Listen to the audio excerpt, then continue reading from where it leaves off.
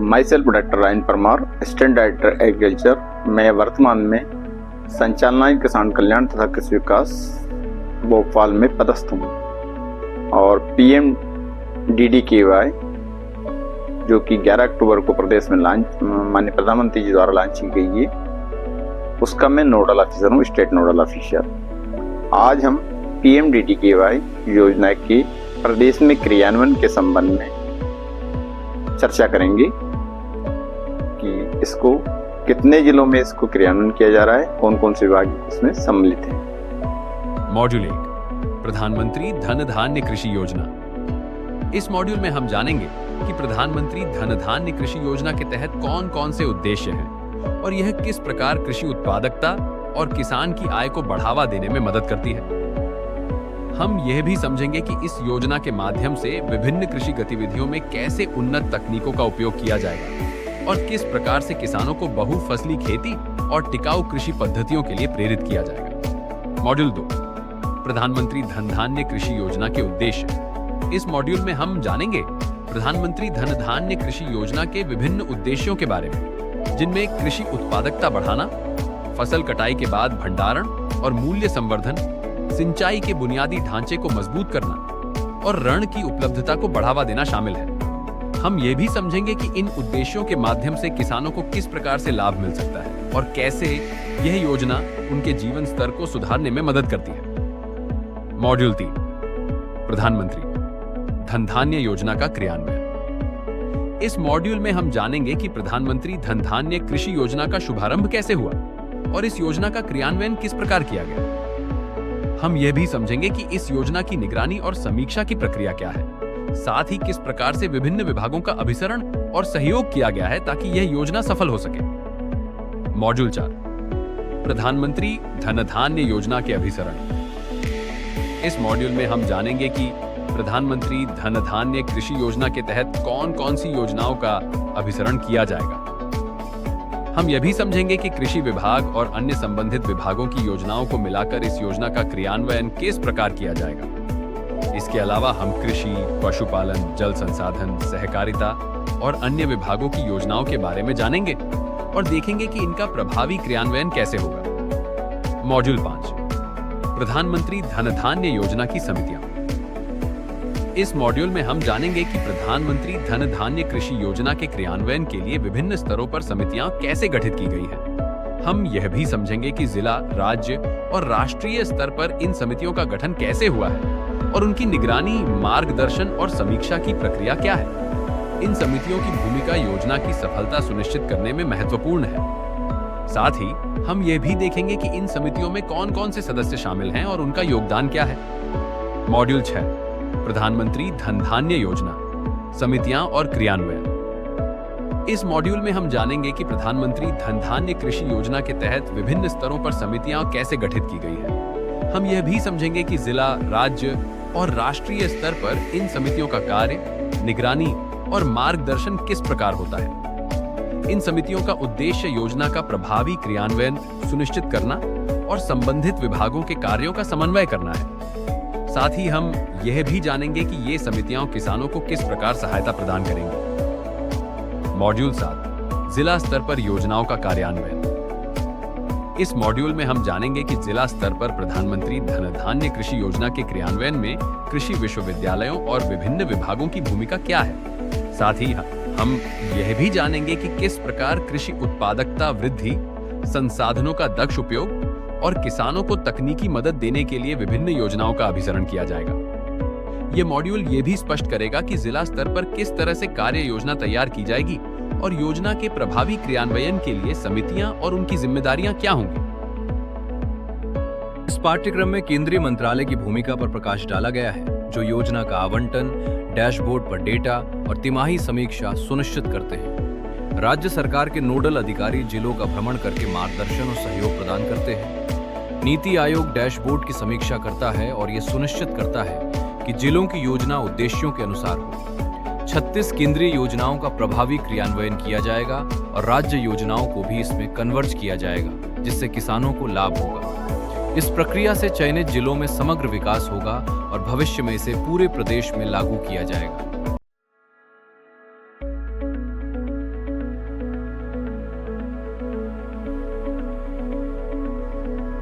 प्रधानमंत्री धन धान्य कृषि योजना वर्ष 2025 में लागू की गई माननीय प्रधानमंत्री जी द्वारा।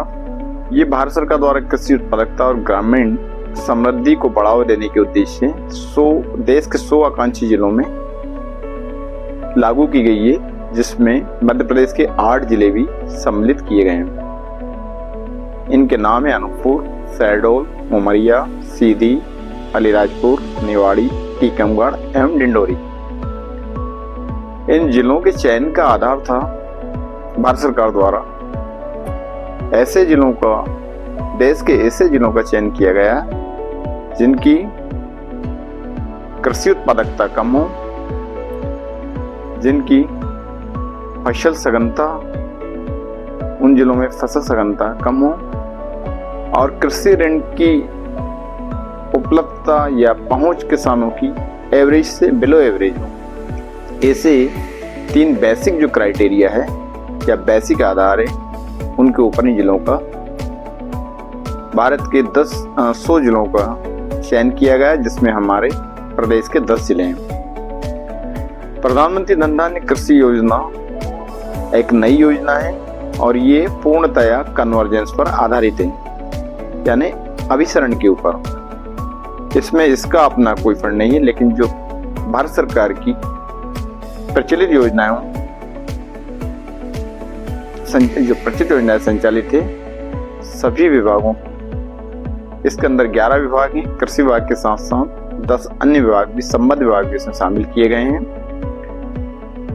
किसान कल्याण तथा कृषि विकास विभाग से संबंधित 19 योजनाएं हैं। अन्य संबद्ध विभागों की 17 योजनाएं इस PMDDKY योजना के अंतर्गत संचालित की जाएगी कन्वर्जेंस के रूप में। अब हम योजना के उद्देश्य के बारे में बात करते हैं। इस योजना के उद्देश्य क्या है? सबसे प्रथम और महत्वपूर्ण उद्देश्य है इस योजना का कि कृषि उत्पादकता और किसान की आय में वृद्धि करना।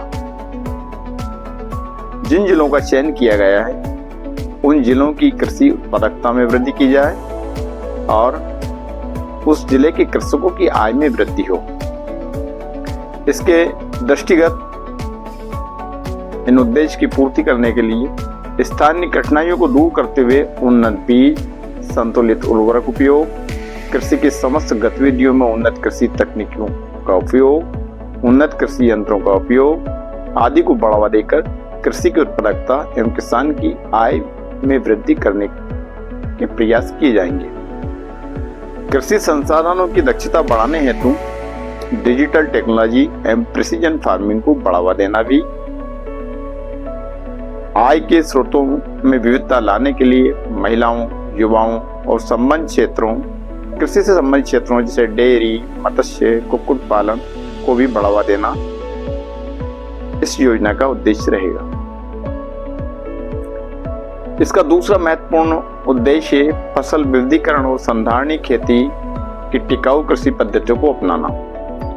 जो प्रचलित खेती है या मोनोकल्चर है उसको हतोत्साहित करते हुए फसल विविधीकरण मतलब बहुफसली खेती करना, एक फसली से किसानों को प्रेरित करना कि एक फसल को हतोत्साहित करें, बहुफसली करें, ताकि विषम परिस्थितियों में उनको एक टिकाऊ या निश्चित उत्पादन प्राप्त हो सके। फसल चक्र, बहुफसली कृषि, एकीकृत कृषि पद्धति को बढ़ावा देना ताकि टिकाऊ निश्चित उत्पादन प्राप्त किया सके एवं कृषि की जोखिम को कम किया सके। उच्च मूल्य वाली फसलों एवं कैश क्रॉप फसलों को बढ़ावा देने हेतु किसानों को प्रेरित करना कि उनको वो अपनाएं। जिले हेतु उचित एकीकृत फसल मॉडल को लागू करना, किसानों को टिकाऊ उत्पादन प्राप्त करने हेतु रासायनिक उर्वरकों पर निर्भरता कम करते हुए तथा मृदा स्वास्थ्य को बनाए रखने के लिए प्राकृतिक खेती, जैविक खेती, एकीकृत कीट एवं रोग प्रबंधन, एकीकृत पोषक तत्व प्रबंधन को बढ़ावा देना इस योजना का उद्देश्य है, ताकि जिले में फसल का विविधीकरण हो सके और किसानों को टिकाऊ उत्पादन किसी भी परिस्थिति में एक निश्चित उत्पादन मिलता रहे। इस मॉड्यूल में हमने जाना कि प्रधानमंत्री धन धान्य कृषि योजना का मुख्य उद्देश्य कृषि उत्पादकता और किसान की आय को बढ़ाना है। इस योजना के अंतर्गत कृषि संसाधनों की दक्षता बढ़ाने के लिए डिजिटल तकनीकी और प्रिसीजन फार्मिंग को बढ़ावा दिया जाएगा। साथ ही फसल चक्र और बहु फसली खेती को बढ़ावा देने के लिए किसानों को उन्नत कृषि यंत्रों और तकनीकों का उपयोग करने के लिए प्रेरित किया जाएगा। इसके अलावा इस योजना का उद्देश्य प्राकृतिक खेती और जैविक खेती को बढ़ावा देना भी है, ताकि किसानों को टिकाऊ और निश्चित उत्पादन प्राप्त हो सके। चलिए अब बढ़ते हैं अगले मॉड्यूल की ओर।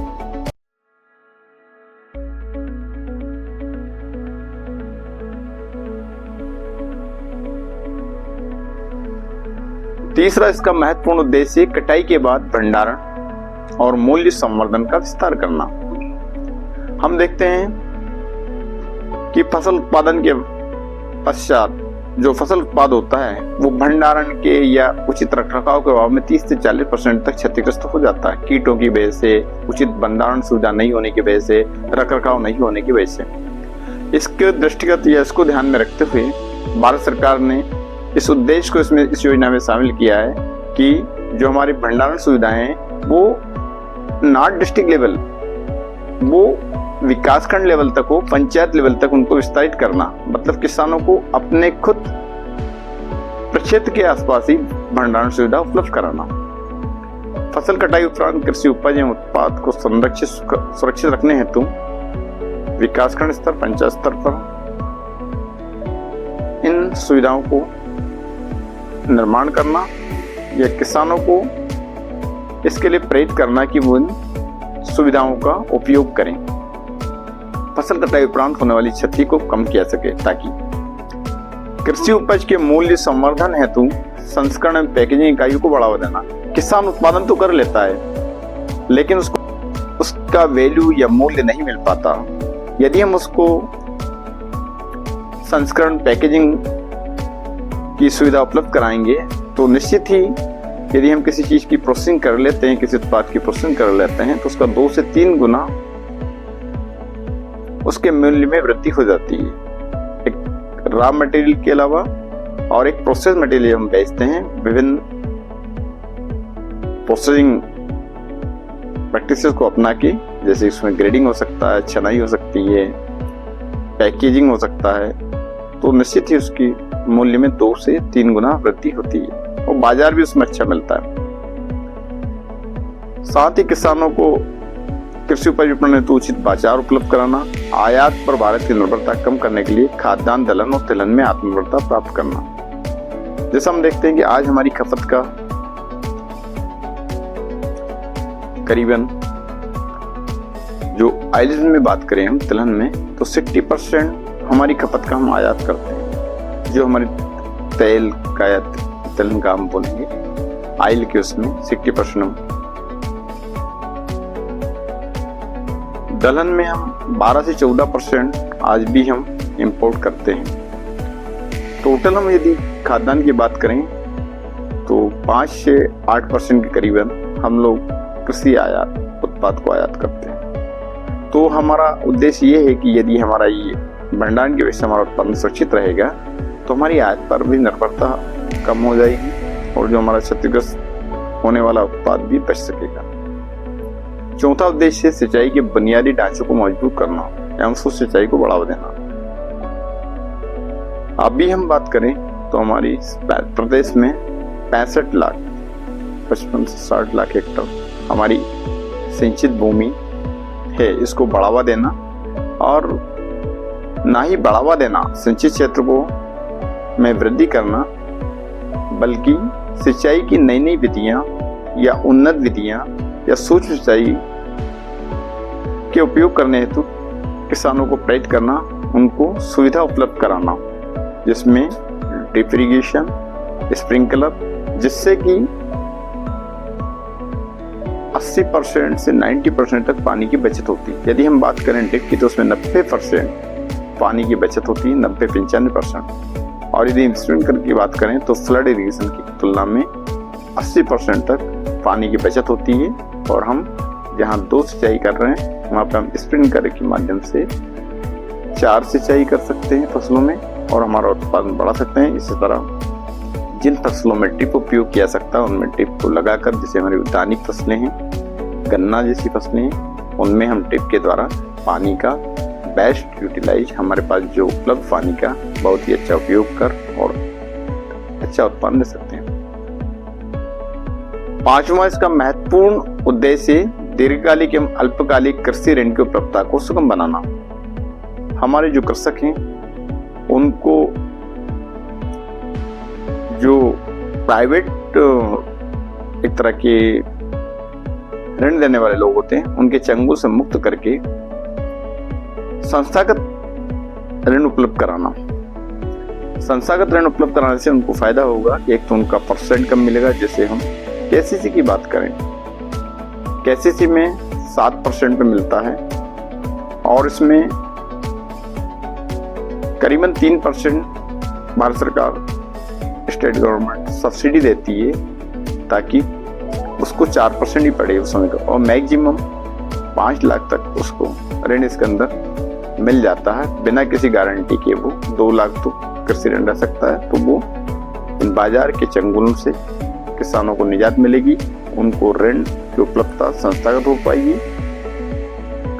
और उनको आवश्यक ऋण इसमें उपलब्ध हो सकेगा। छठवां जो महत्वपूर्ण उद्देश्य है इसका, बेहतर सुशासन सेवाओं का वितरण। नागरिकों के लिए जो शासकीय सुविधाएं हैं, सर्विसेज हैं, सेवाएं हैं, उनको प्रभावी ढंग से क्रियान्वयन करना और त्वरित उपलब्ध कराना, पारदर्शिता बनाए के रखना, बिना किसी परेशानी के शासकीय सेवाएं उनको उपलब्ध कराना इस योजना का उद्देश्य है। इस मॉड्यूल में हमने जाना कि प्रधानमंत्री धन धान्य कृषि योजना का मुख्य उद्देश्य कृषि उत्पादकता बढ़ाना और किसानों की आय में वृद्धि करना है।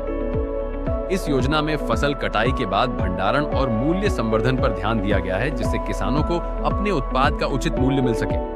साथ ही हमने यह भी सीखा कि सिंचाई के बुनियादी ढांचे को मजबूत करने और किसानों को सूक्ष्म सिंचाई जैसी उन्नत तकनीकों का उपयोग करने के लिए प्रेरित किया जाएगा। इसके अतिरिक्त दीर्घकालिक और अल्पकालिक कृषि ऋण की उपलब्धता को सुगम बनाने के प्रयास किए जाएंगे ताकि किसानों को संस्थागत ऋण मिल सके। चलिए अब बढ़ते हैं अगले मॉड्यूल की ओर।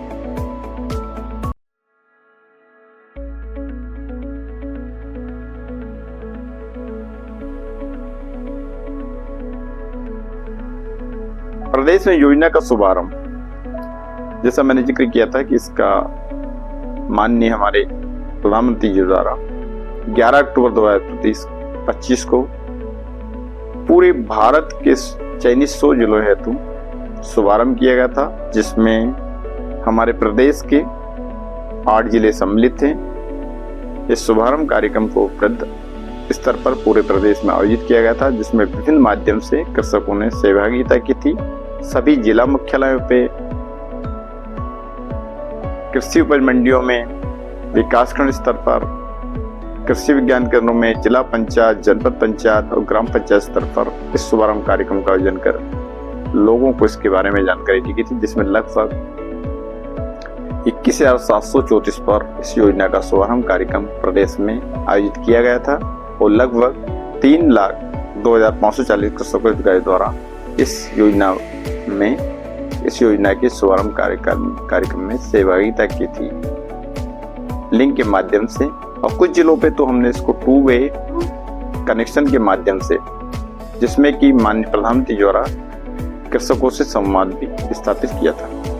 हमारा जो राज्य स्तरीय शुभारंभ कार्यक्रम था वो अपने भोपाल के करोड़ मंडी कृषि उपज मंडी के प्रांगण में आयोजित किया गया था, जिसमें माननीय किसान कल्याण तथा कृषि विभाग के मंत्री श्री अनिल सिंह कंसाल जी के मुख्य आतिथ्य में संपन्न हुआ था। योजना कार्यान्वयन की रणनीति, इस योजना को कैसे, इसकी वेल डिफाइंड स्ट्रेटजी है जिसके तहत इसको क्रियान्वित जिलों में किया जाना। सबसे पहले तो चयनित जिले अपने जिले की कार्य योजना तैयार करेंगे। इसमें संबंधित विभाग के साथ मिलकर, जैसा मैंने बताया था कि कृषि विभाग के साथ अन्य 10 विभाग भी इस योजना में शामिल किए गए हैं, जिनकी योजनाएं भी जिलों में क्रियान्वित की जा रही है या अभिसरण के माध्यम से, कन्वर्जेंस के माध्यम से क्रियान्वित की जाएगी। जिला योजना बनाते समय जिलों को जो ध्यान रखना है वो कम उत्पादकता के कारणों का पता लगाना और कृषि गतिविधियों की योजना तैयार करना, जो कि प्रदेश के सभी 8 जिलों में योजना बनकर तैयार की जा चुकी है। योजनाओं का अभिसरण। फिर इस योजना के क्रियान्वयन के लिए संबंधित विभागों की योजनाओं को सम्मिलित करते हुए उनका प्रभावी क्रियान्वयन किया जाएगा। विभिन्न संबंधित विभागों की प्रचलित उपलब्ध योजनाओं का अभिसरण करते हुए कृषि विभाग की योजना तो होगी ही, क्योंकि कृषि विभाग इसमें नोडल विभाग है। अन्य विभाग जिसमें हार्टिकल्चर है, फिशरीज है, वेटनरी है, सहकारिता है, जल संसाधन है, लैंड सोर्सेस है, इस तरह के 10 अन्य विभाग भी इसमें सम्मिलित हैं। इसके क्रियान्वयन हेतु जिला स्तर पर जिला PMDDQI धनधान्य समिति का गठन किया जाएगा, जो कि जिला कलेक्टर की अध्यक्षता में होगी और इसके मेंबर सेक्रेटरी उप संचालक किसान कल्याण तथा कृषि विकास होंगे। ये इस योजना के क्रियान्वयन की समीक्षा करेगी, निगरानी करेंगी जिला स्तर पर और समय समय पर सुझाव प्रस्तुत करेगी, मॉनिटरिंग करेगी। इन योजना के प्रभावी क्रियान्वयन के लिए भारत सरकार ने सभी 8 जिलों के लिए पृथक सीनियर IAS ऑफिसर को CNO नियुक्त किया गया। सभी 8 जो समय समय पर इन जिलों का भ्रमण करेंगे और योजना के क्रियान्वयन का अवलोकन, मॉनिटरिंग करेंगे। उस जिला कलेक्टर को उस अपने भ्रमण के दौरान पाई गई कमियां या सुझावों को सुझाएंगे कि किस तरह इसको और अच्छे ढंग से क्रियान्वयन किया जा सके। मार्गदर्शन और साझेदारी। मार्गदर्शन के लिए इसमें राज्य के कृषि विश्वविद्यालयों को नॉलेज पार्टनर के रूप में भारत सरकार द्वारा नियुक्त किया गया है, जिसमें 3 जिले टीकमगढ़, निवाड़ी और अलियाजपुर राजमाता विजयराजे सिंधिया कृषि विश्वविद्यालय इसके नॉलेज पार्टनर होंगे। शेष 5 जिले जिसमें अनूपपुर, सीधी, डिंडोरी, छतरपुर, ये जिले शेष 5 जिले जो है वो JNKV जवाहरलाल नेहरू कृषि विश्वविद्यालय जबलपुर के पास रहेंगे। राष्ट्रीय स्तर पर निगरानी करने के लिए भी 2 इसमें समितियां बनी हुई है, जो इस योजना की राष्ट्रीय से निगरानी या समीक्षा करेगी। जो मुख्य निष्पादन संकेतक के रूप में इसमें एक डैशबोर्ड नीति आयोग द्वारा एक पोर्टल विकसित किया गया है, जिसके तहत पोर्टल पर हर मंथ योजनाओं के लक्ष्यों या उपलब्धि की मॉनिटरिंग इसके माध्यम से की जा सकेगी। इस मॉड्यूल में हमने जाना कि प्रधानमंत्री धन धान्य कृषि योजना का शुभारंभ 11 अक्टूबर 2023 को हुआ था, जिसमें प्रदेश के 8 जिले शामिल थे। इस योजना का क्रियान्वयन जिला स्तर पर किया गया, जिसमें कृषि विभाग के साथ 10 अन्य विभागों का सहयोग किया गया। योजना की निगरानी के लिए वरिष्ठ IAS अधिकारियों को नियुक्त किया गया है, जो समय समय पर जिलों का भ्रमण करेंगे और योजना के प्रभावी क्रियान्वयन की समीक्षा करेंगे। इसके अलावा योजना के लक्ष्य और उपलब्धियों की निगरानी के लिए नीति आयोग द्वारा एक डैशबोर्ड पोर्टल विकसित किया गया है। चलिए अब बढ़ते हैं अगले मॉड्यूल की ओर।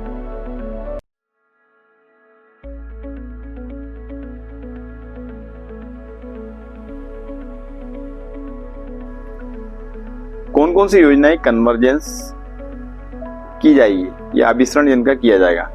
जैसा हमने बताया, किसान कल्याण तथा कृषि विकास विभाग की 19 योजनाएं शामिल हैं, जिनको किस योजना के तहत जिलों में जो पहले से ही प्रचलित है और इनको प्रभावी ढंग से इम्प्लीमेंट किया जाएगा। जिसमें पहली योजना प्रधानमंत्री किसान सम्मान निधि, दूसरी प्रधानमंत्री फसल बीमा योजना PMFBY पुनर्गठित मौसम आधारित फसल बीमा योजना, तीसरी संशोधित ब्याज सहायता योजना, किसान क्रेडिट कार्ड, चौथी 10,000 नए FPO का गठन एवं संवर्धन, पांचवी प्राकृतिक खेती पर राष्ट्रीय मिशन, छठी योजना है परंपरागत कृषि विकास योजना, सातवीं प्रधानमंत्री अन्नदाता आय संरक्षण अभियान PM आशा, प्रति बूंद अधिक फसल पर ड्रॉप मोर क्रॉप, कृषि यंत्रीकरण उप मिशन SMM, नमो ड्रोन दीदी, मृदा स्वास्थ्य एवं उर्वरता, एकीकृत बागवानी विकास मिशन, राष्ट्रीय खाद्य सुरक्षा एवं पोषण मिशन, राष्ट्रीय खाद्य तेल मिशन, तिलहन राष्ट्रीय खाद्य तेल मिशन पाम ऑयल, डिजिटल कृषि मिशन, कृषि विपणन के लिए एकीकृत योजना, कृषि अवसंरचना कोष, उत्तर पूर्वी क्षेत्र के लिए, जो कि अभी हम तो उससे संबंध नहीं है, लेकिन ये योजना भी क्योंकि देश में 100 जिलों में, पूरे देश में 100 जिलों में, तो उन जिलों में ये लागू है उत्तर पूर्वी क्षेत्र के लिए ऑर्गेनिक वैल्यू चेन को विकसित करना। ये कृषि विभाग की, किसान कल्याण तथा कृषि विकास विभाग की 19 योजनाएं। इसके साथ साथ जो 10 विभाग अन्य संबंधित विभाग है, उनकी भी 17 योजनाएं इस योजना के तहत जिलों में क्रियान्वित की जाएगी। कृषि विज्ञान केंद्र केवीके का सुदृढ़ीकरण, डेयर की जो department agriculture and research and extension की, रिसर्च एंड एजुकेशन की, उसमें कृषि विज्ञान केंद्र केवीके का सुदृढ़ीकरण करना, ये उसमें शामिल है। मत्स्य पालन विभाग, इसकी 2 योजनाएं हैं, इसमें पीएम मत्स्य संपदा योजना, पीएम मत्स्य किसान समृद्धि से योजना। तीसरा विभाग जो पशुपालन और डेयरी विभाग, उसमें पशुधन स्वास्थ्य और रोग नियंत्रण, इसकी 4 योजनाएं इस योजना के अंतर्गत शामिल है। डेयरी विकास, राष्ट्रीय गोकुल मिशन, राष्ट्रीय पशुधन मिशन, जिनका की क्रियान्वयन पीएमडीडीकेवाई के अंतर्गत चयनित जिलों में किया जाना है। चौथा सहकारिता विभाग मंत्रालय, इसमें प्राथमिक कृषि सहकारी समितियां, टैक्स का कंप्यूटरीकरण एक स्कीम है। दूसरी स्कीम है सहकारी क्षेत्र में दुनिया की सबसे बड़ी अनाज भंडारण योजना को भी लागू करना। ये सहकारिता विभाग मंत्रालय की है। 5वां विभाग जो इसमें संबद्ध विभाग है, जल संसाधन, इसमें पीएम कृषि सिंचाई योजना का भी क्रियान्वयन इसके अंतर्गत किया जाना। 6वीं खाद्य प्रसंस्करण उद्योग विभाग मंत्रालय, जिसमें प्रधानमंत्री सूक्ष्म खाद्य प्रसंस्करण उद्यम योजना, पीएमएफएमई, प्रधानमंत्री किसान संपदा योजना, ये 2 योजनाएं खाद्य एवं प्रसंस्करण उद्योग विभाग की रहेगी। ग्रामीण विकास विभाग, इसमें राष्ट्रीय ग्रामीण आजीविका मिशन। 8वां विभाग भूमि संसाधन, जिसमें वाटरशेड विकास घटक, डिजिटल इंडिया भूमि रिकॉर्ड आधुनिकीकरण कार्यक्रम। 2 योजनाएं भूमि संसाधन, जो कि हमारे यहाँ राइस विभाग के अंतर्गत आता है। कौशल विकास और उद्यमिता विकास मंत्रालय, कौशल भारत कार्यक्रम, प्रधानमंत्री कौशल विकास योजना, पीएमकेवीवाई। 10वां विभाग है एमएसएमई विभाग मंत्रालय, उसकी ग्रामोद्योग विकास योजना। इस तरह कुल 36 योजनाओं का क्रियान्वयन इस योजना के अंतर्गत किया जाना, जिसमें 19 किसान कल्याण तथा कृषि विकास विभाग संबंधित है और 17 योजनाएं कृषि से संबंधित विभागों से संबंधित है। सबको आपस में मिलाकर एक दूसरे के साथ कन्वर्ज करते हुए जिलों में इनका क्रियान्वयन किया जाना है। इस मॉड्यूल में हमने सीखा कि प्रधानमंत्री धन धान्य कृषि योजना में कुल 26 योजनाओं का अभिसरण किया जाएगा। इसमें कृषि विभाग की 19 योजनाएं और अन्य 10 विभागों की 17 योजनाएं शामिल हैं। इन योजनाओं में प्रधानमंत्री किसान सम्मान निधि, प्रधानमंत्री फसल बीमा योजना, प्रधानमंत्री मत्स्य संपदा योजना, पीएम सूक्ष्म खाद्य प्रसंस्करण उद्यम योजना, जल संसाधन विभाग की कृषि सिंचाई योजना और कौशल विकास जैसी योजनाएं शामिल हैं। इन योजनाओं का अभिसरण करके किसानों को बेहतर सुविधाएं और अवसर उपलब्ध कराए जाएंगे। चलिए अब बढ़ते हैं अगले मॉड्यूल की ओर।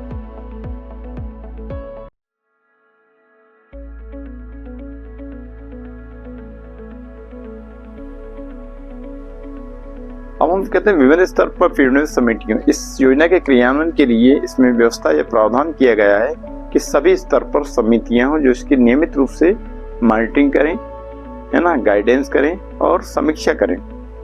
तो जिला स्तर पर जैसे हमने बताया कि जिला कलेक्टर की अध्यक्षता में पीएमडीडीकेवाई धन धान्य समिति, प्रधानमंत्री धन धान्य कृषि योजना समिति का गठन किया जाएगा, जो कि हमारे यहाँ 8 जिलों में बन चुकी है। इसमें कृषि विभाग के जो संचालक है वो मेंबर सेक्रेटरी होंगे। अन्य संबद्ध विभाग जिनका मैंने आपको बताया, हार्टिकल्चर, वेटनरी, कोऑपरेटिव, WRD और अन्य संबद्ध जितने भी विभाग हैं 10, उनके इसमें मेंबर रहेंगे, है ना। यूनिवर्सिटी के लोग भी इसमें रहेंगे, केवीके वो भी मेंबर इसके अंदर रहेंगे। और सबसे बड़ा प्रावधान किया कि इसमें किसान भी होंगे, वहाँ के उन्नतशील किसान, 3 किसान इसके अंतर्गत रखे जाएंगे। 2 से 3 किसान इस समिति के सदस्य होंगे उस जिले के। प्रोग्रेसिव फार्मर जिनको हम बोलते हैं वो भी इसके अंदर रहेंगे। बैंक के अधिकारी इसके अंदर सदस्य रहेंगे और प्रधानमंत्री कृषक संबंधी केंद्र होता है उसके को भी इसके अंदर सदस्य बनाया जाएगा। राज्य स्तर पर राज्य के मुख्य सचिव की अध्यक्षता में राज्य स्तरीय धन धान्य समिति का गठन किया गया है, जिसके सचिव कृषि किसान कल्याण तथा कृषि विभाग के सचिव इसके सचिव होंगे। अन्य संबंध विभागों के सचिव आब्लिक प्रमुख सचिव आब्लिक सचिव इसके मेंबर सदस्य होंगे। विश्वविद्यालय कुलपति प्रदेश के पशु चिकित्सा विज्ञान विश्वविद्यालय कृषि विश्वविद्यालय के कुलपति भी इस समिति के राज्य स्तरीय समिति के सदस्य होंगे, जो कि हमारे नॉलेज पार्टनर के रूप में इस योजना में चिन्हित किए गए हैं। ये राज्य स्तरीय समिति हुई, जिसकी यहाँ 3 माह में एक बार बैठक होगी। प्रदेश में राज्य स्तरीय समिति में अध्यक्ष महोदय की अनुमति से कृषि उत्पादन आयुक्त महोदय को उपाध्यक्ष बनाया गया है तथा PS ऑब्लिक सेक्रेटरी उद्यानिक विभाग को भी इसमें मेंबर बनाया गया, सदस्य बनाया गया। इस तरह सभी संबद्ध विभाग राष्ट्रीय समिति के मेंबर है, जिसमें कि नाबार्ड भी हैं, नीति आयोग भी इसके अंदर मेंबर हैं, SLBC के कन्वीनर इसके मेंबर हैं। राष्ट्रीय निगरानी समिति, राष्ट्रीय स्तर पर 2 समिति जैसे बताया कि एक राष्ट्रीय निगरानी समिति, एक राष्ट्रीय कार्यकारिणी समिति। राष्ट्रीय निगरानी समिति कृषि एवं किसान कल्याण विभाग के सचिव की अध्यक्षता में गठित होगी और राज्यों की योजना को समय समय पर दिशा निर्देश और तिमाही प्रगति की समीक्षा करेगी। इसमें भी संबंध जो मंत्रालय है उसके सचिव इसके मेंबर होंगे, प्लस नीति आयोग भी इसमें सदस्य होंगे। चौथी महत्वपूर्ण समिति राष्ट्रीय कार्यकारी समिति माननीय कृषि एवं किसान कल्याण मंत्री की अध्यक्षता में गठित की जा चुकी है। राष्ट्रीय कार्यकारी समिति से हम बोलते हैं, ये सबसे सुप्रीम समिति होती है, एपेक्स समिति से हम बोलते हैं। ये योजना का मार्गदर्शन, निगरानी और मूल्यांकन करेगी और वर्ष में कम से कम 2 बार समीक्षा करेगी योजना की। सदस्य के रूप में वो संबद्ध विभागों के मंत्री रहेंगे। नीति आयोग के CEO संबद्ध मंत्रालय विभागों के सचिव रहेंगे, संबंध विभाग के सचिव इसमें रहेंगे और इसके सचिव हमारे कृषि एवं किसान कल्याण विभाग के सचिव इसके सचिव रहेंगे। इस प्रकार 4 समितियां इस योजना में विभिन्न स्तर पर कार्य करेगी, जिला स्तर पर, राज्य स्तर पर और राष्ट्रीय स्तर पर 2 समिति है, जैसा राष्ट्रीय निगरानी समिति, राष्ट्रीय कार्यकारी समिति। इस मॉड्यूल में हमने सीखा कि प्रधानमंत्री धन धान्य कृषि योजना के तहत 4 प्रमुख समितियां गठित की गई हैं। जिला स्तर पर PMDKY समिति बनाई गई है, जिसमें कृषि विभाग और अन्य संबंधित विभागों के अधिकारी, साथ ही किसान भी सदस्य होते हैं। राज्य स्तर पर राज्य धन धान्य समिति और राष्ट्रीय स्तर पर राष्ट्रीय निगरानी समिति और कार्यकारी समिति गठित की गई है। इन समितियों का उद्देश्य योजना की निगरानी, मार्गदर्शन और प्रगति की समीक्षा करना है। राष्ट्रीय स्तर पर नीति आयोग, नाबार्ड और अन्य मंत्रालयों के सदस्य भी इन समितियों में शामिल हैं। इन समितियों की संरचना से योजना के क्रियान्वयन में पारदर्शिता और दक्षता सुनिश्चित होती है। चलिए अब बढ़ते हैं अगले मॉड्यूल की ओर।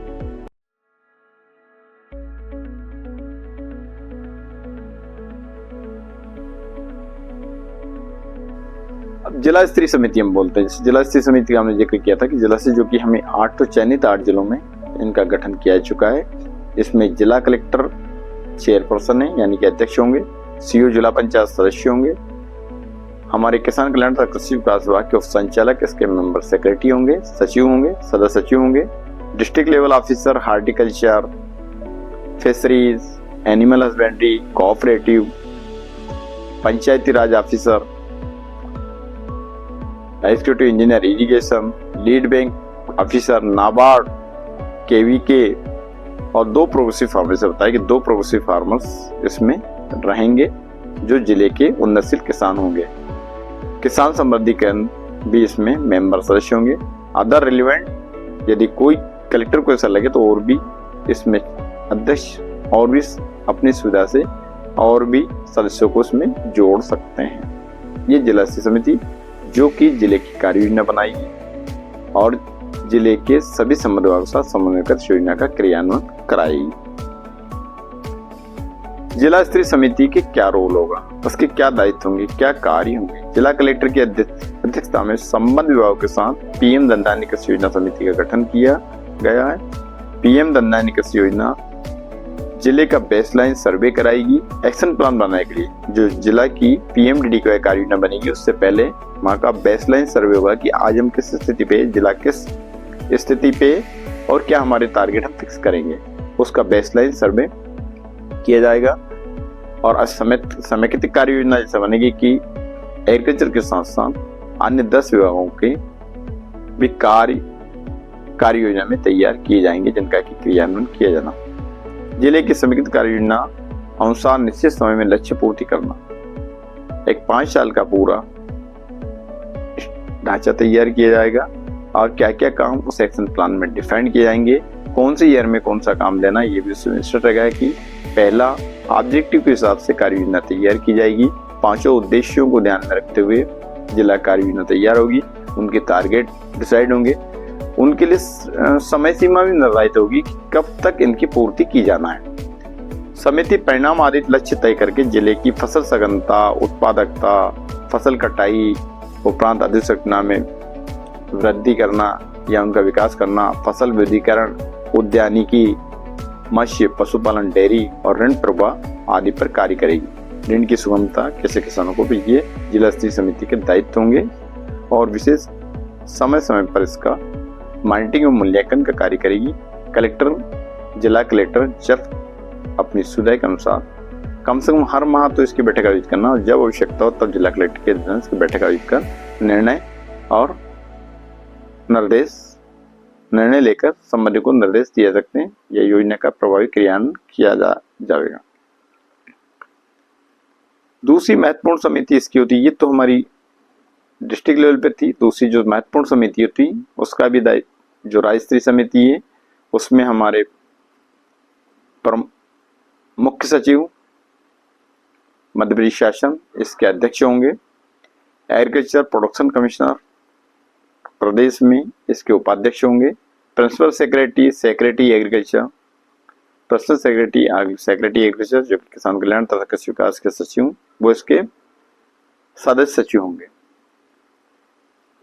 Horticulture secretary, rural development secretary, Panchayati Raj secretary, fisheries secretary, animal husbandry के सेक्रेटरी सचिव, कोऑपरेटिव के सचिव, इरिगेशन सिंचाई विभाग के सचिव, इंडस्ट्री के सचिव, ये इसके मेंबर सदस्य होंगे समिति के। बीसी तीनों यूनिवर्सिटी जो हमने बताया कि राजमाता विजया दोनों कृषि विश्वविद्यालय और पशु चिकित्सा विश्वविद्यालय, विज्ञान विश्वविद्यालय, तीनों यूनिवर्सिटी के वीसी भी इसके सदस्य होंगे। नाबार्ड स्टेट रिप्रेजेंटेटिव, नाबार्ड के officer, state level bankers committee SLBC के कन्वीनर वो भी सदस्य होंगे। और जैसा मैंने जिक्र किया था कि चेयरपर्सन की अनुमति से इसमें और सदस्यों की संख्या बढ़ाई, उसी के तहत कृषि उत्पादन आयुक्त, किसान कल्याण तथा कृषि विकास को इसमें उपाध्यक्ष बनाया गया तथा उद्यानिकी विभाग के सेक्रेटरी को सदस्य इसमें जोड़ा गया है। राज्य स्तरीय समिति की भूमिका, दायित्व। राज्य स्तरीय समिति क्या रोल होंगे? चयनित जिलों योजना के प्रभावी क्रियान्वयन हेतु मुख्य सचिव मध्य प्रदेश की अध्यक्षता में संबद्ध विभागों के साथ राज्य स्तरीय पीएम धन धान्य कृषि योजना समिति का गठन किया गया है। कृषि उत्पादन आयुक्त जो हमने बताया कि इस समिति के उपाध्यक्ष हैं। सदस्य सचिव मध्य प्रदेश शासन किसान कल्याण तथा कृषि विकास हैं। संबद्ध विभाग के सचिव समिति के सदस्य हैं।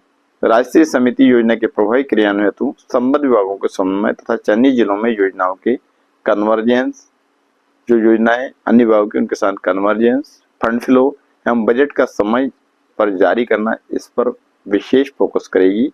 कार्य योजना का प्रभावी क्रियान्वयन कराना, उसकी समीक्षा मॉनिटरिंग करना, ये सुनिश्चित करें कि सभी विभागों की योजनाओं का कन्वर्जेंस किया जा रहा है। समिति ये भी सुनिश्चित करेगी कि वित्तीय वर्ष की शुरुआत से पहले संबंधित विभागों द्वारा प्रत्येक योजना की वार्षिक कार्य योजना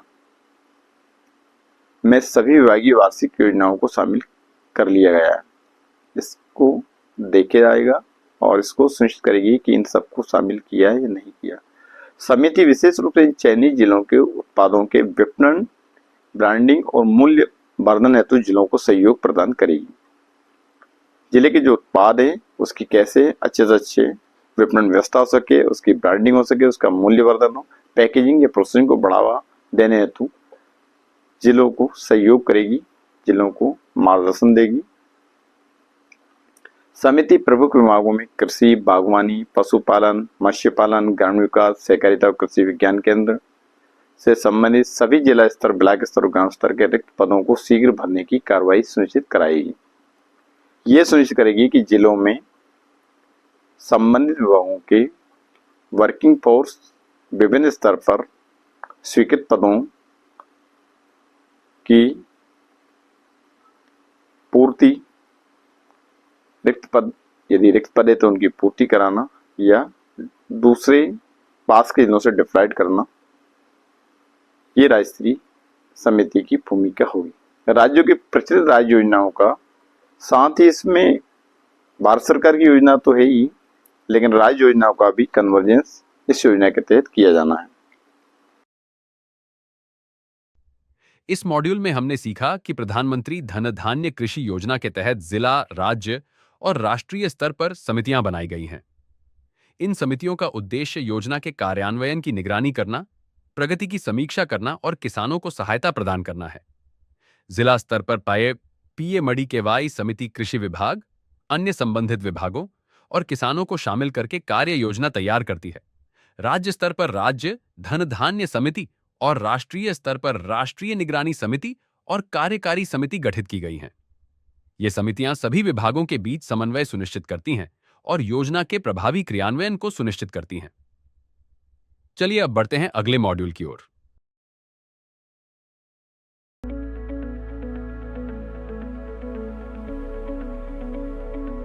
जिला स्तर पर योजना का क्रियान्वयन, इसमें कृषि विश्वविद्यालय की महत्वपूर्ण भूमिका होगी। कृषि विश्वविद्यालय PMDKY अंतर्गत नॉलेज पार्टनर के रूप में भारत सरकार द्वारा चयनित किए गए हैं। कृषि विश्वविद्यालय में पशु चिकित्सा विज्ञान विश्वविद्यालयों को तकनीकी नॉलेज समय समय पर जिलों को उपलब्ध कराना है। उसके ऊपर ये विश्वविद्यालय कार्य करेंगे, जैसे कि उन्नत फसलों का चयन, उन्नत फसल किस्मों का चयन, उद्यानिकी, कृषि प्रौद्योगिकी का परीक्षण, आकलन, परिष्करण, कृषि परीक्षण, अग्रिम प्रदान करना, क्षमता विकास के माध्यम से अनुसंधान और किसानों के बीच सेतु के रूप में कार्य करना, कृषकों को एवं एक्सटेंशन ऑफिसर या मैदानी अधिकारियों को प्रशिक्षण देना, उन सब पर काम कृषि विश्वविद्यालय करेंगे। निर्धारित उद्देश्य की पूर्ति हेतु योजना जो जिला कार्य योजना बनी, इसके अनुसार उद्देश्यों को ध्यान में रखते हुए, उन उद्देश्यों की पूर्ति करते हुए हमें योजना का क्रियान्वयन करना है। जैसे कि कृषि उत्पादकता वृद्धि, इसमें विभिन्न गतिविधियों को लेना है। गुणवत्तापूर्ण बीजों तक पहुंच किसानों की सुनिश्चित की जाए, उर्वरकों के संतुलित उपयोग पर उनको प्रशिक्षित किया जाए, कृषि की गतिविधि आधुनिक कृषि पद्धतियों को अपनाने पर उनको प्रेरित किया जाए। संसाधनों की दक्षता में सुधार है तो इसे डिजिटल प्रौद्योगिकी का उपयोग को बढ़ावा देना। प्रिसिजन फार्मिंग जो कि महत्वपूर्ण है कृषि की, उसके ऊपर किसानों को प्रेरित करना काम करने के लिए। जिले में संसाधनों का मानचित्रण, सिंचाई क्षमता का आकलन करना तथा सिंचाई को बढ़ावा देना। मृदा स्वास्थ्य कार्ड किसानों को उपलब्ध कराया जाए, उस पर उनको एडवाइजरी या सलाह दी जाए, उसके अनुसार फसलें एवं उर्वरक उपयोग करने के लिए। कृषि यंत्रीकरण, कस्टम हायरिंग का उपयोग, उसको बढ़ावा देना। उन्नत कृषि यंत्रों को उपयोग किए जाने हेतु किसानों को प्रशिक्षित करना और उनको प्रेरित करना। आय को बढ़ाने, जोखिम कम करने के लिए मोनोकल्चर, क्योंकि एक ही फसल पर किसानों के जो ट्रेंड बना हुआ उसको प्रोत्साहित करते हुए बहुफसलों को बढ़ावा देना, बहुफसली कृषि पद्धति को प्रेरित करने के लिए। फसलों के विविधीकरण के लिए प्रोत्साहित करना, मूल्य समर्थन योजना पर काम करना, उच्च मूल्य की फसलों को लगाने के लिए किसानों को प्रशिक्षित करना, प्रेरित करना। जिले की कृषि जलवायु अनुसार फसलों का चयन करना और उनको जिले में लगवाना, किसानों को समझाना। प्राकृतिक और जैविक खेती, एकीकृत कीट प्रबंधन को अपनाना, कम सिंचाई चाहने वाली सूखा प्रभावित फसल किस्मों के लिए किसानों को जागरूक करना, उनको और जानकारी उपलब्ध कराना। जलवायु लचीली क्लाइमेट रिजिलेंट जो फसलें हैं, ये किस्में हैं, उन पर विशेष ध्यान देना ताकि उन किसी भी विपरीत परिस्थिति में कृषक का उत्पादन प्रभावित ना हो सके। पशुधन क्षेत्र में कौशल विकसित करना, पोषण शिक्षा को बढ़ावा देना, पशु स्वास्थ्य के लिए किसानों में जागरूकता लाना, रोग मुक्त क्षेत्रों को बढ़ावा देना, पशु प्रबंधन में सुधार करना, सतत मत्स्य पालन विकास को बढ़ावा देना, फसल भंडारण सुविधा और मूल्यवर्धन गतिविधियों में वृद्धि।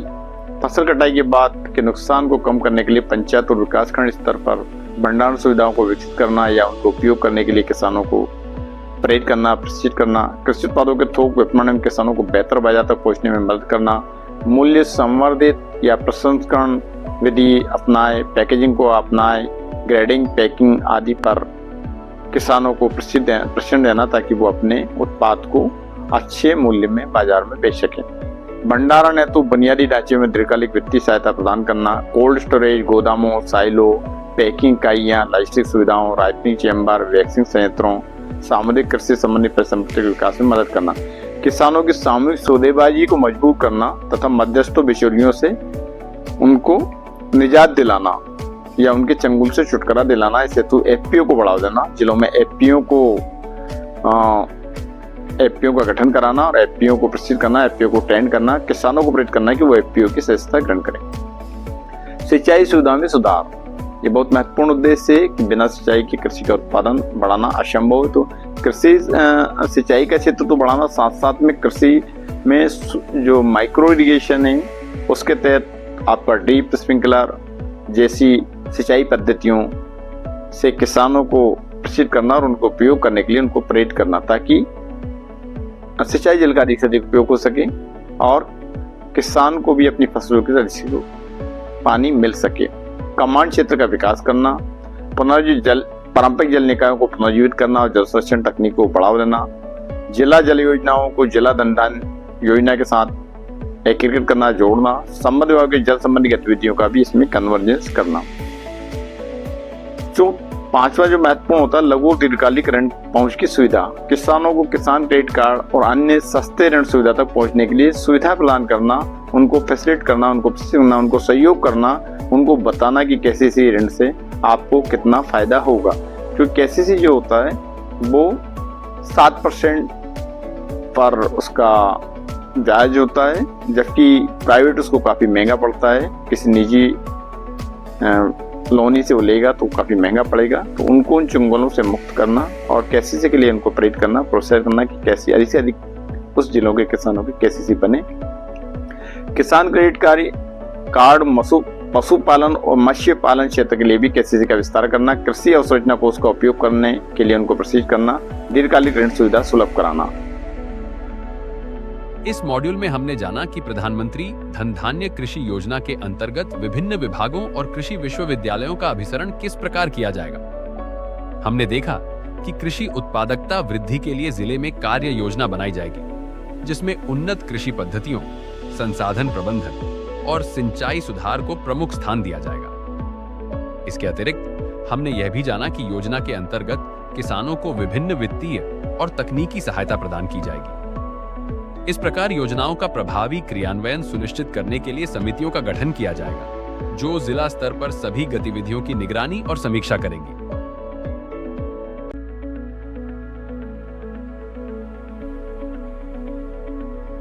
अब इन सब में केंद्रीय मंत्रालय या विभागों की भूमिका क्या होगी। केंद्रीय मंत्रालय जो हमारे भारत सरकार के केंद्रीय योजनाओं के वितरण को समर्थन देंगे, चयनित जिलों में योजनाओं के तहत आवंटन उपलब्ध कराएंगे, डैशबोर्ड के लिए बेसलाइन डेटा प्रदान करेंगे, डैशबोर्ड पर जो की परफॉर्मेंस इंडिकेटर हैं उनके लिए डेटा प्रदान करेंगे संबंधित विभाग के मंत्रालय। डैशबोर्ड पर योजना की प्रगति की तिमाही समीक्षा एवं नियमित निगरानी करेंगे। केंद्रीय एवं राज्य नोडल अधिकारी जो भारत सरकार ने 8 जिलों के लिए सीनियर वरिष्ठ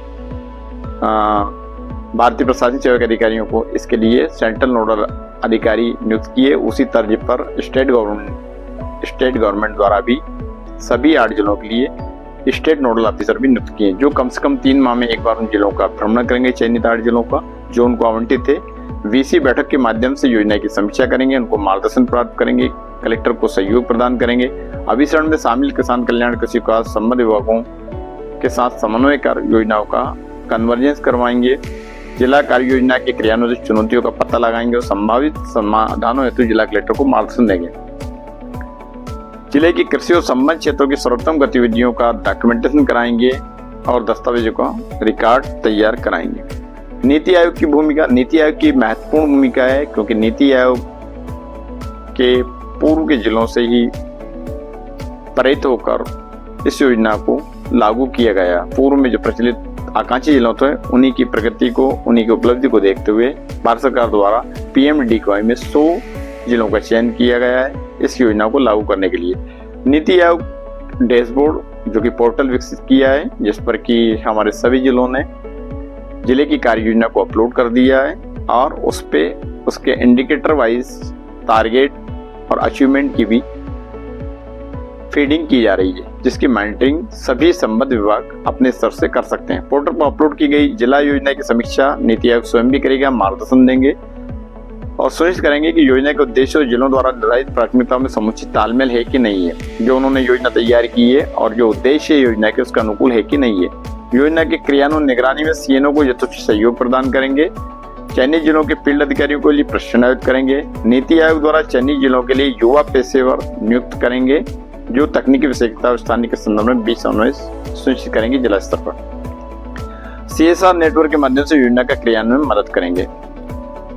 डैशबोर्ड जो योजना के अंतर्गत विकसित किया है उसमें 11 विभाग की 36 योजनाएं शामिल की गई है और सभी योजनाओं जैसे कृषि विभाग की योजनाएं 19 है, उसके आउटपुट के इंडिकेटर संकेतक 32 है और आउटकम 21 है। इस प्रकार डेयर की एक योजना, उसके 3 आउटपुट इंडिकेटर है और मत्स्य पालन विभाग की 2 योजनाएं हैं जिसके 8 आउटपुट इंडिकेटर और 6 आउटकम है। इसी प्रकार सूक्ष्म सभी योजनाओं के अपने अपने आउटपुट इंडिकेटर और आउटकम इंडिकेटर डैशबोर्ड पर वेल प्रदर्शित है, अच्छी तरह से प्रदर्शित है, जो कि देख रहे हैं उसके अनुसार जिलों को कार्य करना है उन इंडिकेटरों की पूर्ति के लिए अनुसार।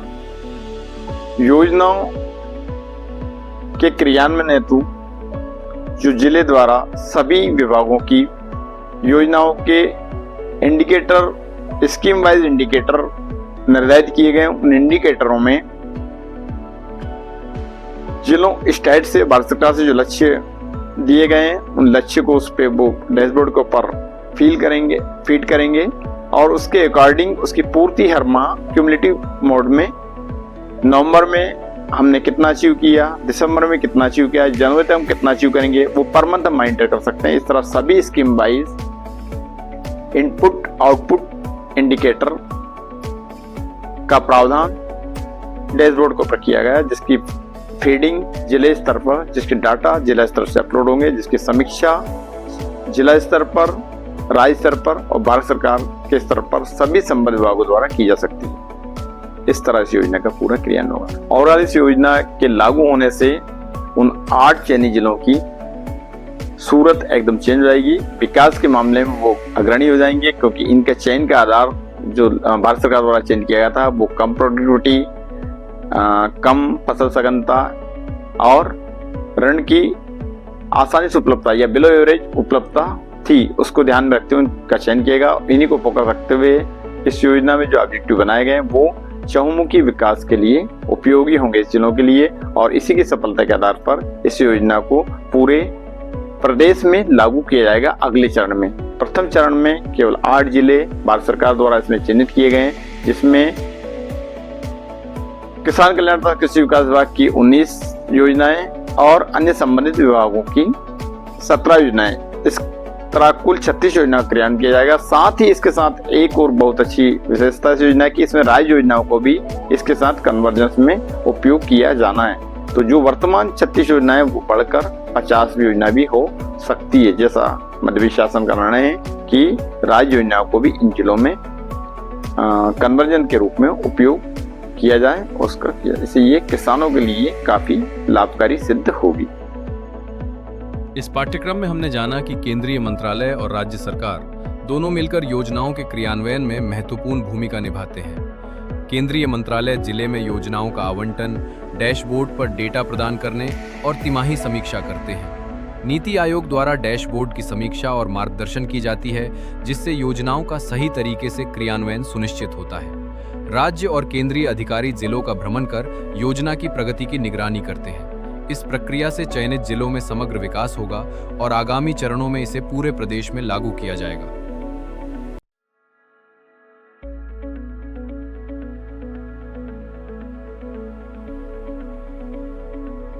आशा है कि ये जो जानकारी जो आज हमने शेयर की है, ये हमारे जिले के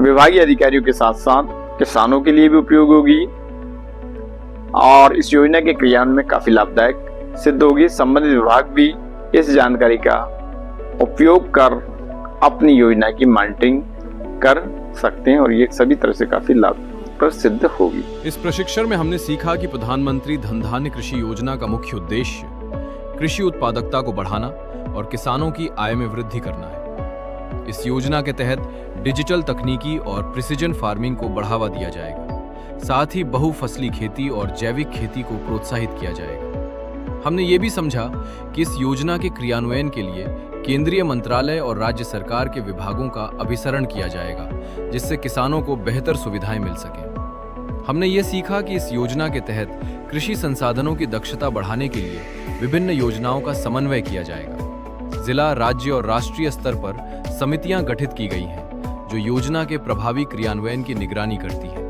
इसके अलावा योजनाओं के लिए हर स्तर पर पारदर्शिता और सहयोग सुनिश्चित किया जाएगा, जिससे किसानों को बेहतर सहायता प्राप्त हो सके। ये प्रशिक्षण हमें ये समझने में मदद करता है कि प्रधानमंत्री धन धान्य कृषि योजना कृषि क्षेत्र में महत्वपूर्ण बदलाव लाने के लिए बनाई गई है और ये पूरे प्रदेश में लागू की जाएगी, जिससे किसानों की आर्थिक स्थिति में सुधार होगा। चलिए अब इस प्रशिक्षण के समापन की ओर बढ़ते हैं। टोटल प्रस्तुतिकरण के ऊपर एक प्रस्तुति तैयार की गई है। उस प्रश्नोत्तरी के यदि आप उत्तर अच्छे देते हैं, उसको देख के समझ के, तो उसमें एक प्रमाण पत्र आपको यहाँ से आवंटित किया जाएगा। तो मैं आशा करता हूँ कि आप लोग इसको अच्छे से समझेंगे और इस योजना के बारे में जानकारी रखेंगे, ताकि आपके जिले के क्षेत्र के किसानों को इसके बारे में आप बता सके, वो अधिक से अधिक लाभ इस योजना का ले सकें। जय हिंद।